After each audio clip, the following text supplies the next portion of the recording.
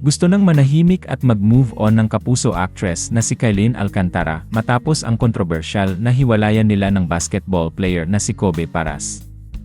Ito ang laman ng maikling pahayag na inilabas ng Sparkle GMA Artist Center noong Martes ng gabi, April 29, 2025 bilang tugon sa mga naging pahayag ni Jackie Forster, ina ni Kobe, tungkol sa naging relasyon at paghihiwalay ng dalawa.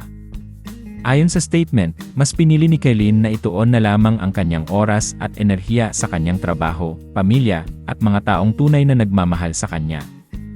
Nais umano ng aktres na isara na ang kontrobersyal na kabanata sa kanyang buhay, at iwasan ang anumang drama o alingasngas na posibleng makasira sa kanyang personal na kapayapaan at propesyonal na reputasyon.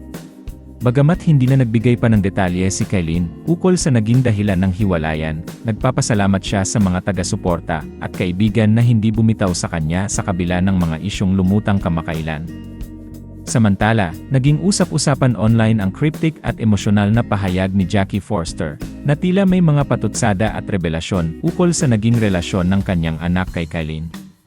Marami ang nagtangkang mag-ugnay sa mga sinabi nito upang tukuyin ang ugat ng hiwalayan, pero nananatili pa ring tikom ang bibig ng magkabilang panig.